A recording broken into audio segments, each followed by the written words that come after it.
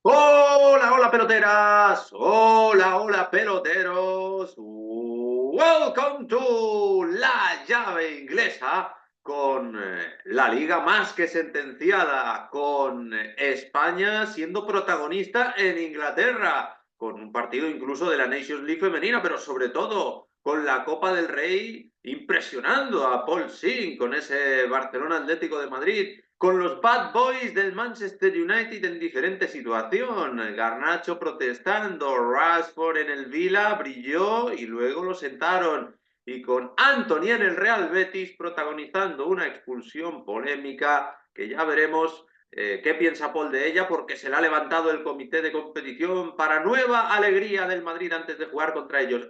Y algo de, ya veremos si algo de salseo respecto a Bellingham. Así que, Paul, ¿qué tal estás? Muy buenas. Hola, muy buenas. Pues sí, que eso es lo que justo te iba a decir, ¿no? Si el Liverpool ya ha sentenciado la Premier o no. Porque además de ganar, ¿no? Contra el Newcastle, tuvo suerte porque el Forest y el Arsenal empataron a cero. O sea, además, por supuesto que ganó al City el pasado domingo. Es que 6 puntos y que tus dos rivales más directos, clasificatoriamente hablando, empatan, ¿no? Eso es una cosa, una semana soñada, ¿no? Para Liverpool, y por supuesto el Manchester United, es que hace cosas que no esperas, ¿no? Ganando con 10 contra el Ipswich después de la expulsión, y por supuesto la Copa del Rey, que aquí solo contrataron los últimos 5 partidos por esta temporada, y pues le salió bien la jugada, ¿no? Por lo menos en la ida del Barça Atlético de Madrid, que no esperaba para nada ese marcador de 4-4. Ni tú ni nadie. Salió bien en la ida y compensó el posible 0-0 de la vuelta, pero vamos, con creces. Pero además es que no creo que la vuelta sea 0-0 con el Barça de Hansi Flick, eso es complicado. De todas formas, 8 goles es algo muy sorprendente. Es el partido de la temporada en Europa y ahora nos contarás cómo lo viviste tú. Yo creo que de momento es el partido de la temporada en Europa, por número de goles, por fase de la competición, por emoción, por desenlace, etcétera. Ahora les toca a los octavos de final de la Champions y de ahí en adelante mejorar lo presente, pero lo presente no es poco. Mejora, yo creo, a su vez al Villarreal Celta del otro día. En cuanto a la Premier League del mes de septiembre, que quedó 4-3, yo es que nunca he visto competición por la Premier League desde el mes de octubre-noviembre. No sé exactamente desde qué momento asumí yo que eso no tenía vuelta atrás. Supongo que desde la caída del Imperio Romano, del Manchester City, cuando empezó a perder con Bournemouth, Brighton, etcétera. Y yo desde ese momento tuve clarísimo que con el Arsenal yo había pinchado en hueso un año más, que me faltó valentía para en agosto decir aquello que me planteaba, que era, oye, ¿y si el Liverpool de Arne Slot, que está haciendo una buena pretemporada y tiene un comienzo asequible, la lía? Y es que el otro día, si te fijas, ayer lo estuve recordando, el otro día te pregunté muy al final, lo último que dijimos fue, si gana el Arsenal, al West Ham y al Forest, vuelve a haber Premier League, y tú estuviste entusiasmado y diciendo que sí, y yo pensé, nah, es que primero no creo que gane, y lo siguiente que pasó fue un punto de 6 para el Arsenal, perdió con el West Ham el fin de semana, empató con el Nottingham Forest, y es que aunque lo hubiera hecho, el Liverpool da una sensación de sacar los partidos adelante sin esfuerzo, y el Arsenal da la sensación de que cada partido que saca es una heroicidad. Sí, eso es cierto, ¿no? Sobre todo yo creo que el Arsenal jugando en casa no siempre gana con muchas dificultades. Pero hay gente aquí que dice que esta ha sido una de las peores temporadas de la Premier League de la historia reciente. Mm. Porque dicen que el título está decidido y las 3 plazas de abajo también. Incluso el Wolves, que está a 5 puntos por encima del Ipswich y del Leicester, sinceramente los veo mucho mejor que al Ipswich y al Leicester. Obviamente el West Ham ya está demasiado lejos de los 4 de abajo. Pero yo creo que sí que, no sé si ha sido la peor, porque creo que hay cosas interesantes que también se puede sacar, por ejemplo, el Forest y el Bournemouth sobre todo. La declive, por supuesto, del Manchester City y obviamente la lucha por la Champions, ¿no? Entre esos 3 equipos, además del Chelsea y el Newcastle. So, yo creo que ahí sí que hay cosas interesantes, pero es cierto que 2 de las 3 batallas parecen prácticamente decididas ya. Sí, es cierto. Yo nunca me había planteado realmente desde fuera que sea una mala temporada de Premier League. Lo que sí que me planteo y creo muy en serio es que no ha tenido emoción en la lucha por el título y por el descenso. Pero una cosa es poco emocionante y otra cosa es mala. Es decir, a mí la eliminatoria entre Real Sociedad y Madrid me parece que tiene poca emoción. Me lo parecía ya antes de la ida. Pero no creo que sea una mala eliminatoria, aunque el Madrid ganara de manera previsible por 0-1. Pues lo de la Premier League es lo mismo. No me parece que haya gran emoción, pero sí que hay nivel y además hay sorpresas. Lo que pasa es que esas sorpresas, como ya se consolidaron desde tan temprano, pues ahora parece que el Liverpool se da por hecho que va a ganar porque lo va a hacer muy fácil. Pero lo dijo el otro día Arne Slot, después de un partido en 3 semanas, creo recordar, que nadie a principios de curso apostaba por el Liverpool. Entonces, lo que ha ocurrido es que lo ha hecho tan sencillo que no se le da el suficiente mérito. Pero a mí, las cifras de Mohamed Salah, que el domingo dio pase y marcó gol contra el Manchester City, que el miércoles volvió a dar un pase de gol para el Colorado McAllister, las revelaciones que citas de Nottingham Forest y Bournemouth, los momentazos del Chelsea de Maresca y su posterior caída, el hecho de que haya muchísimos equipos peleando para la Champions. Lo que ocurre es que, una vez más, como sí que hay nivel, pues se van a clasificar 5 ingleses para la próxima Champions en vez de 4. Entonces eso puede, a su vez, abrir más hueco, pero restar dramatismo a la posible caída del Manchester City. La caída del Manchester City también, vamos, es una cosa que hace más emocionante esta Premier League que todas las anteriores, por lo menos en mi opinión.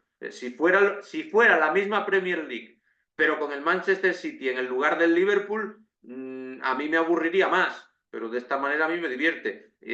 Lo de Haaland, ¿cómo lo explicamos? El domingo fuera de la convocatoria, el miércoles fuera del 11 y no jugó ni un minuto. Ayer gol y le anularon otro en el campo del Tottenham. Tan malo no estaba.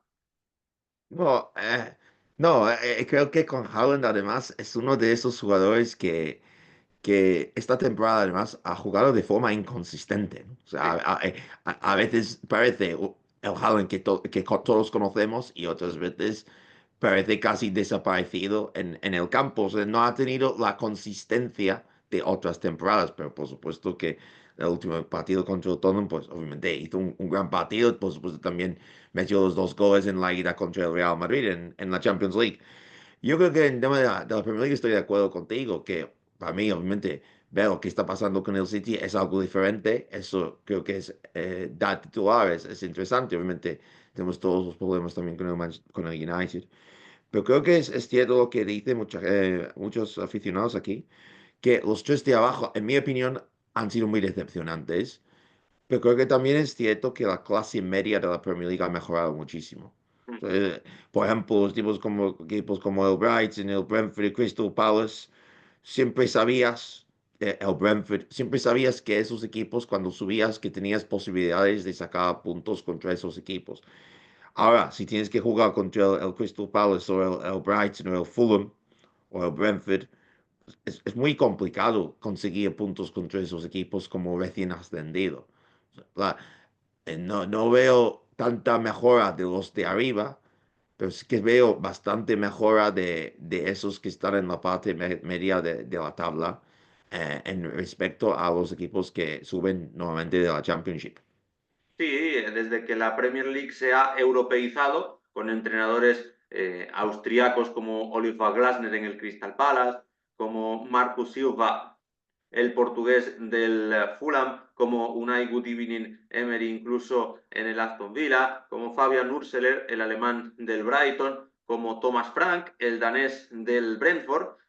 Yo creo que desde que se junta esa amalgama de entrenadores de fuera, hay más características propias de la Liga Española, que es que los equipos de la clase media les pueden competir a los de arriba en un buen día. Para prueba, mira, ahora tengo la anécdota del Fantasy, que estoy yo muy metido, como sabes, en ese asunto, y en Fantasy, cuando ganas, se ha estrenado un nuevo comodín que es el del entrenador. O sea, puedes fichar un entrenador para 3 jornadas y puede darte muchísimos puntos si gana a un equipo que está 5 puestos por encima del suyo en la clasificación. Y claro, cada jornada hay dos pelotazos de este estilo. El otro día el West Ham del inglés Graham Potter le ganó al Arsenal fuera de casa, eso sumó puntos. David Moyes también puntuó varias veces porque el Everton estaba muy abajo. Otro, bueno, británico en este caso, el austríaco Hurseler le metió 4-1 al Aston Villa el otro día. El Wolverhampton ganó al Bournemouth de la española Andoni Iraola, que está muy por encima de los Wolves. Así que eso te demuestra lo de la clase media. Y por otra parte, lo de la clase baja, es que lo de la clase baja no tiene solución desde hace unos años. Es que al principio de curso eso sí que acerté yo de pleno.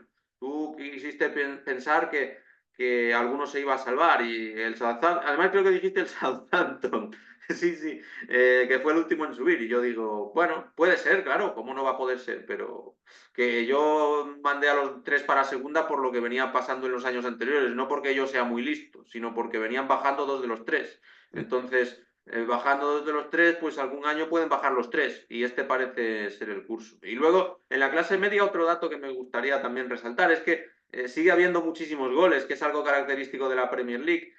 Por ejemplo, estaba revisando, el Bournemouth le metió 5-0 al Nottingham Forest, pero es que a la jornada siguiente el Nottingham Forest le metió 7-0 al Brighton. O sea, sigue habiendo esa cuota de imprevisibilidad ahí, incluso entre equipos revelación de la clase media, al estilo de lo del Barça Atleti, ese 7-0, pero de otra manera muy distinta. Sí, creo que eso se ha comentado. Yo cuando vivía en España, la gente me comentaba eso, que la Premier League tiene muchísimo espectáculo. No tiene muy buena defensa, pero sí que tiene muchísimo espectáculo, que al menos táctica o más que antes, pero hay más espectáculo, es más diversión. Cuando ves un partido, para veces eso significa que tienes muchos goles, ¿no? Pero me parece interesante. Me parece, como dices, en un partido, creo que en 38 siempre estás donde mereces estar. Puede haber una posición más o una posición menos, pero siempre estás donde mereces estar. Pero a 90 minutos, bueno, eso ya creo que se ha visto, ¿no? Como por ejemplo en la Copa Italia, a un partido puede pasar de todo.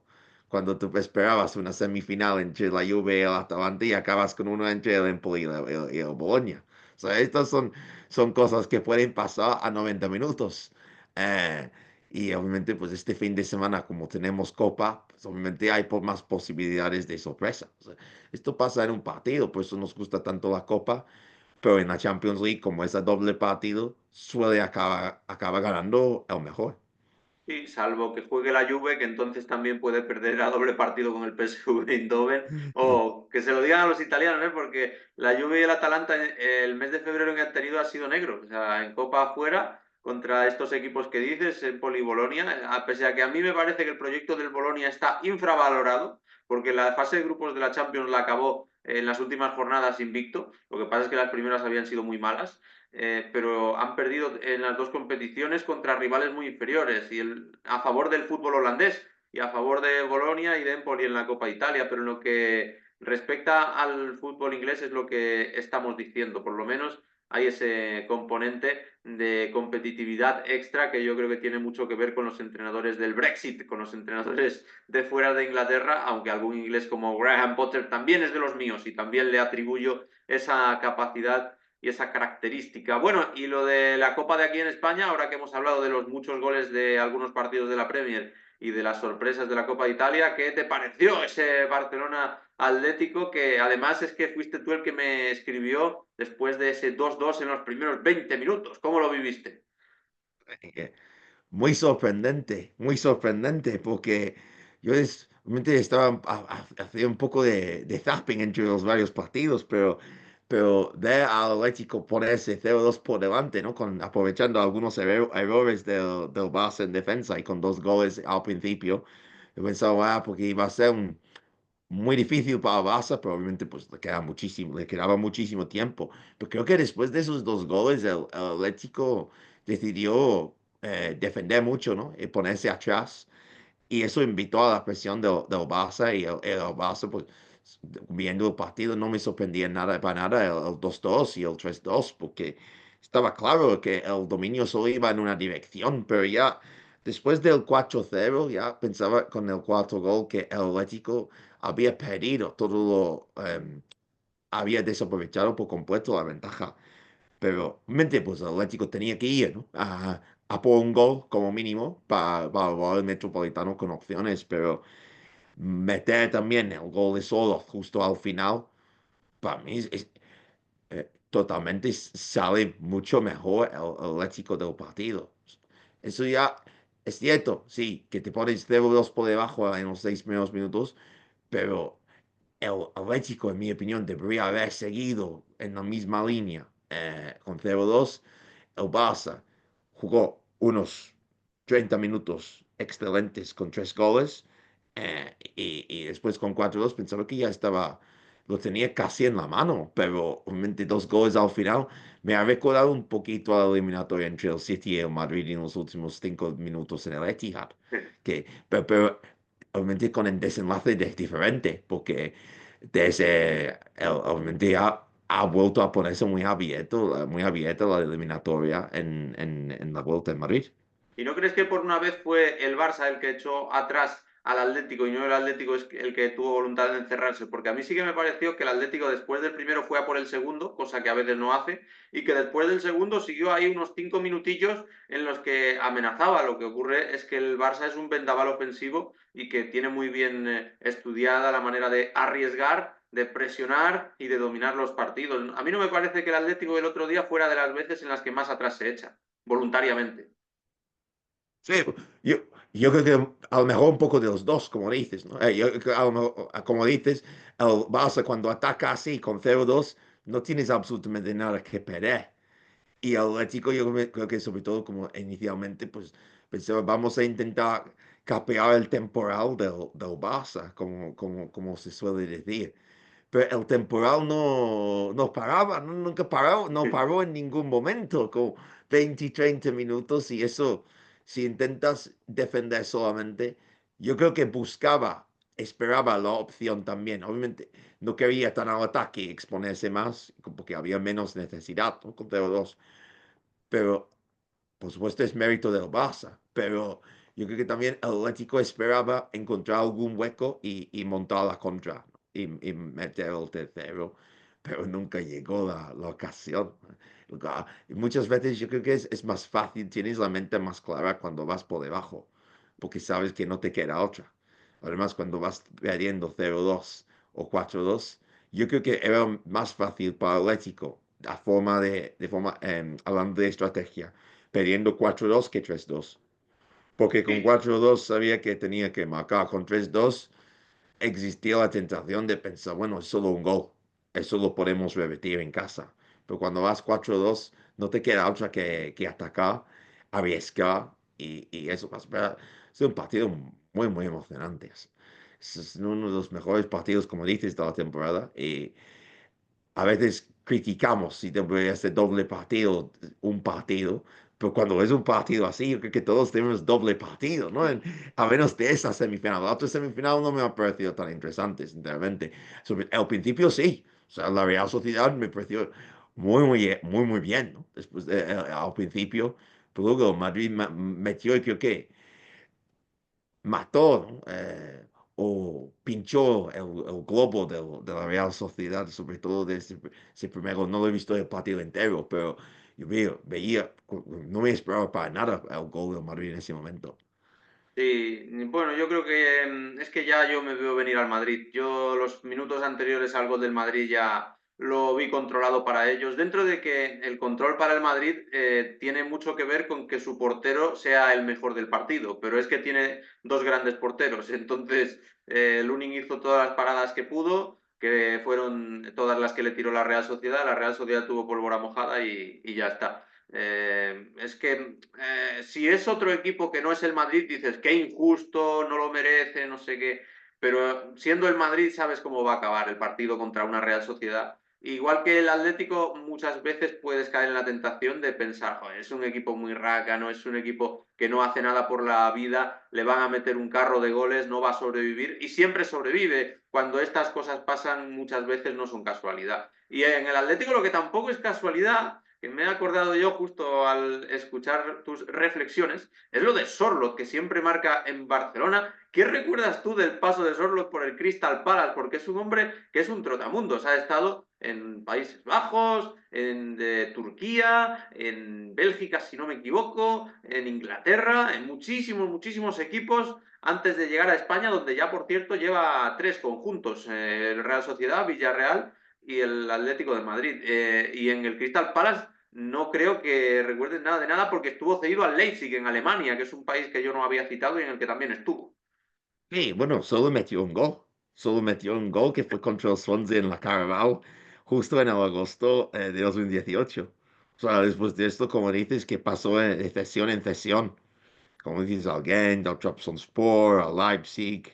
O sea, jugó bastante poco, pero obviamente pues tienes las opciones, ¿no? En la Carabao Cup, porque juegan los menos habituales, pero jugó muy poco en el Crystal Palace. Es que por aquí yo creo que cuando miremos más adelante hacia su legado, ¿no? Que deja en los clubes, creo que en el Crystal Palace no va a ser uno de esos.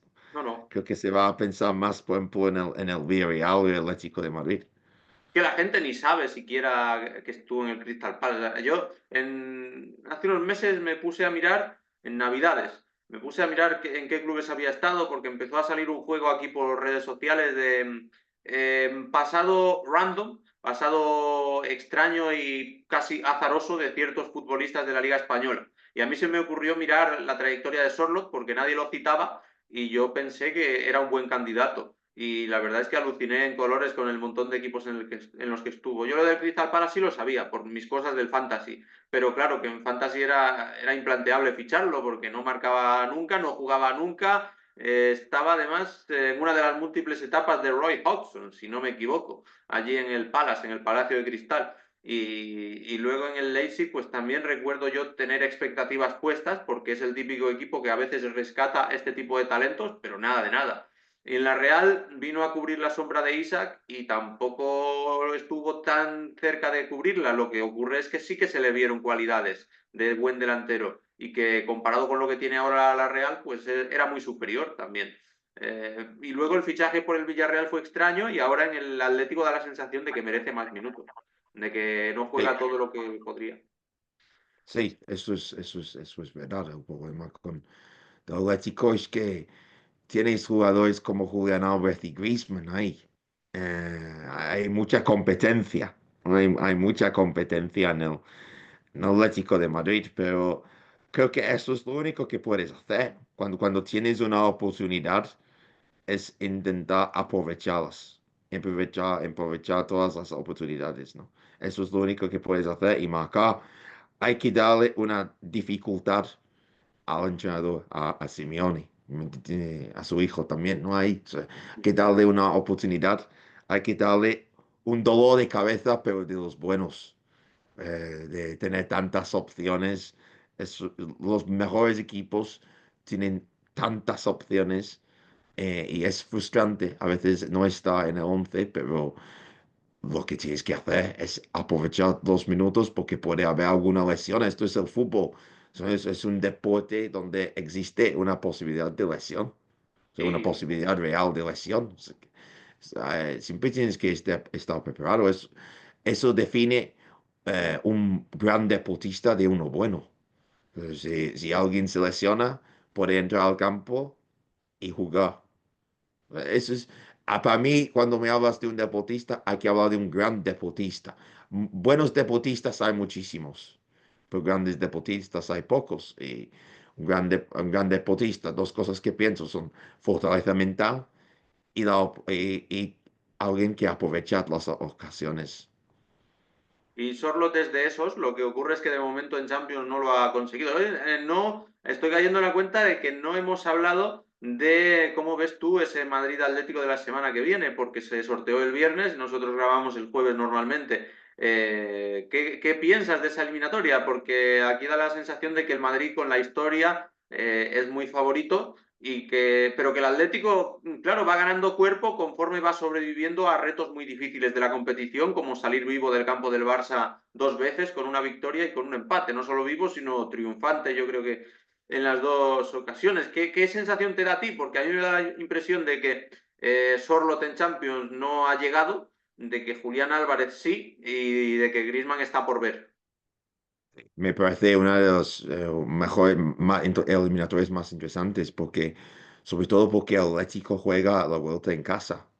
Si fuera al revés, diría que no creo que tenga mucha emoción, incluso porque pues, tiene emoción, pero el resultado yo creo que el Madrid pues va a pasar porque lo único es que evitar una derrota, una goleada en el Metropolitano y ya puede resolverlo en la vuelta, pero como el Atlético juega la vuelta en casa, lo veo con opciones reales. No creo que pase, sinceramente.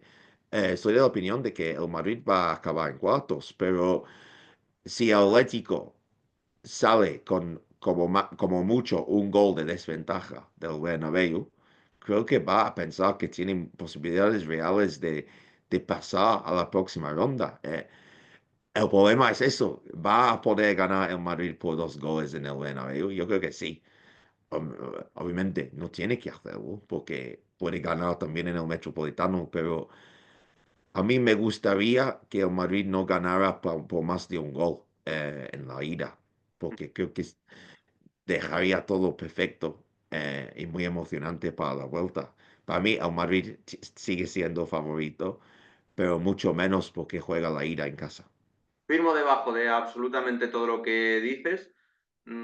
Sí, la verdad es que sí. No aprecio tantísima diferencia entre que el Atlético juegue la vuelta fuera o en casa, pero es verdad que la hay. O sea, no, sin que crea a lo mejor que es tan fundamental como piensas tú, pero todo lo demás firmo debajo de lo que has dicho en cuanto a favoritismo, en cuanto a opciones de uno y otro, con el resultado correspondiente. Así que en eso estamos de acuerdo. Bueno, y en lo que no sé, estaremos de acuerdo es en lo de los bad boys del Manchester United. Yo anoche te confieso que no vi Premier League, solo me enteré de los resultados y de alguna reacción muy escandalosa, como lo de Garnacho cuando el United se quedó con 10 y fue sustituido.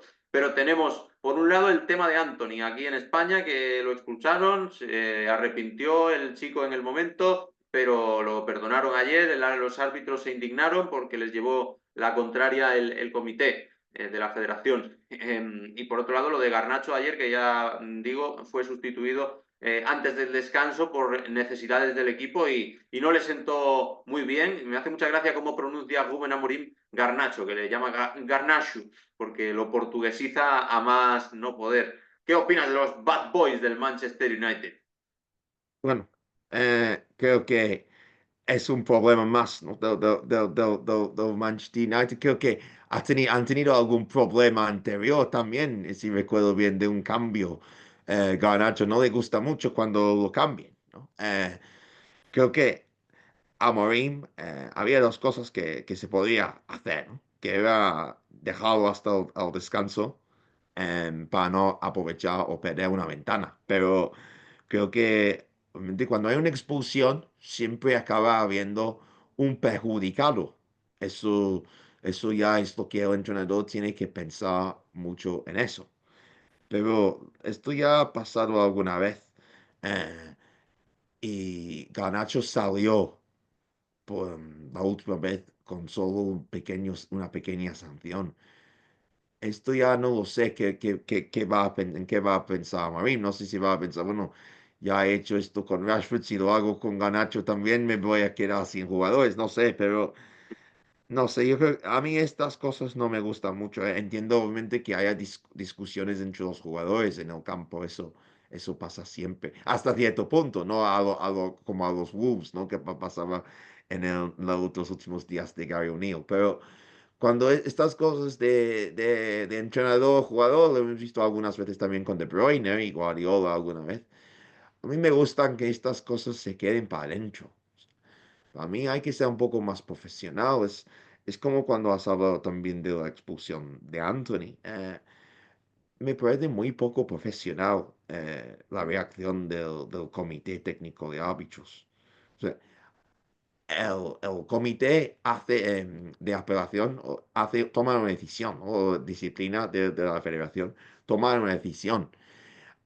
Aquí también el comité de árbitros estaba en desacuerdo cuando quitaron la expulsión a Norgard del Brentford en el campo del Everton.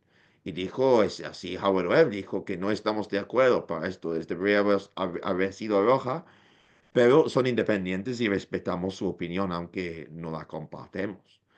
Pero no puede.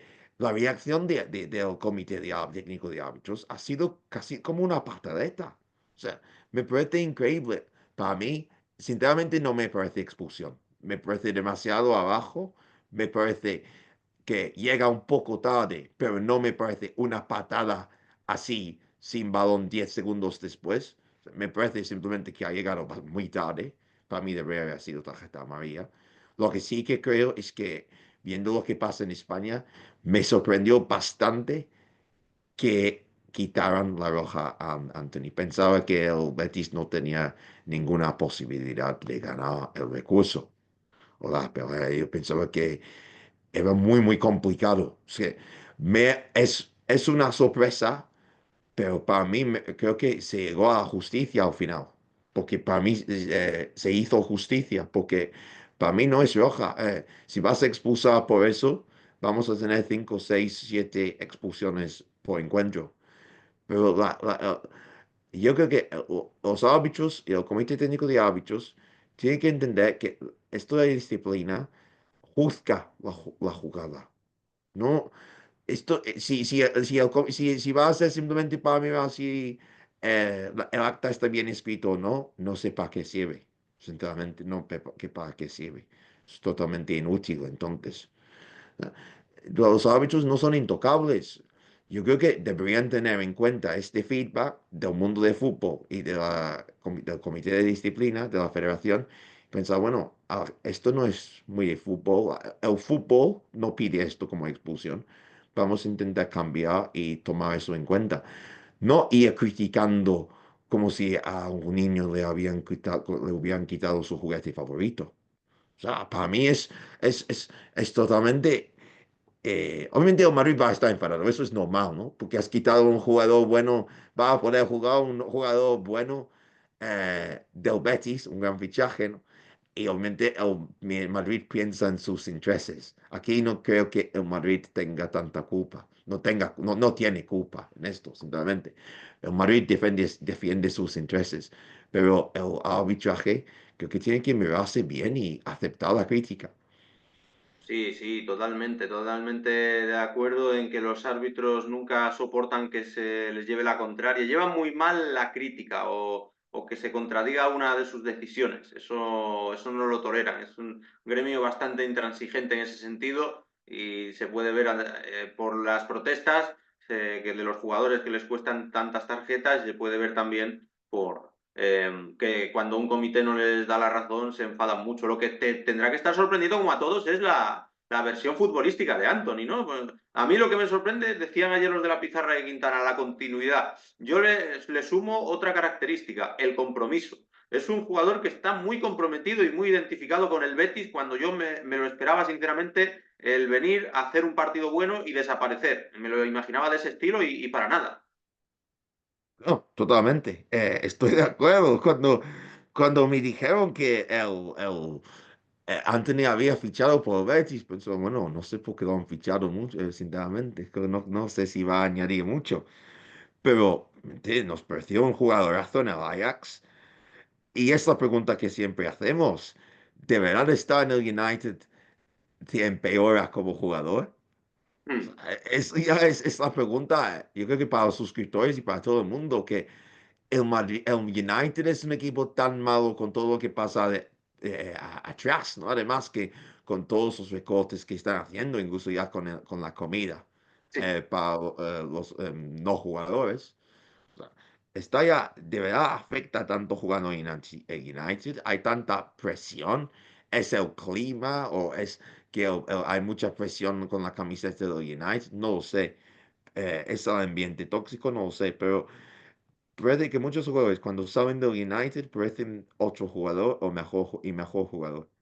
Sí, sí, bueno, yo creo que casi todos los futbolistas, desde que se marchó Ferguson, rinden mucho mejor fuera del United, antes y después del United, que durante su etapa en el United. Además, recalco lo de antes y después, porque lo de Anthony, alguno podía pensar, es un juguete roto, se ha estancado su carrera en el United, nunca va a volver a ser el del Ajax, pero que va, de momento nada más lejos de la realidad. Muchas ganas de ver ese Betis Real Madrid con Anthony el sábado, más allá de que se haya hecho justicia. Eh, lo de ver a Isco y Anthony y Jesús Rodríguez por el otro lado contra la defensa blanca, me apetece mucho el próximo día. Es un aliciente importante de la jornada. Lo mismo que allí tenéis Copa, Paul, tenéis allí partidazos de Copa de Inglaterra, octavos de final todavía. Y octavos de final, obviamente el City tiene una oportunidad de oro para llegar a cuartos de final. El United se lo van a poner complicado, se lo va a poner complicado el Fulham.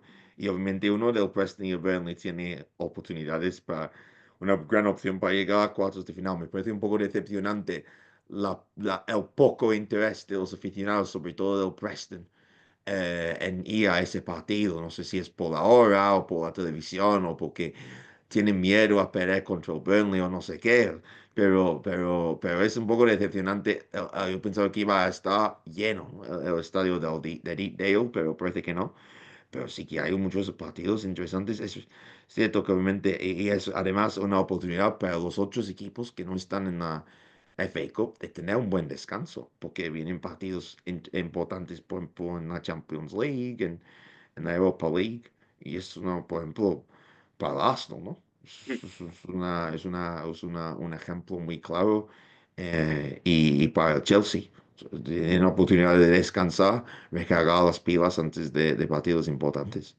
Sí, de hecho de los de Champions solo queda vivo en Copa el Aston Villa, que además la quiere ganar y que tiene rival de segunda en casa contra el Cardiff. Los demás están fuera, si no estoy echando mal las cuentas, porque el City ya está fuera de Champions, así que de los que siguen en Champions, que sigan en Copa solo está el Aston Villa. Bueno, no sé si se ha comentado algo allí de salseo de lo de la novia de Bellingham, porque aquí me llegó, no sé si es solo por cuentas antimadridistas, pero como que hay revuelo allí en Gran Bretaña. Me llegó tweets de gente de allí, en inglés obviamente, bastante escandalizados, ya para acabar con la nota de salseo. Sí, que se ha comentado un poco, obviamente, por Bellingham y Ashlyn Castro se llama, es una modelo de California. No sé si supongo que hablará español, no lo sé, pero ha estado antes con jugadores de básquet y de actores, es influencer y modelo, como la ex de Bellingham, que era de Ghana y también lo mismo.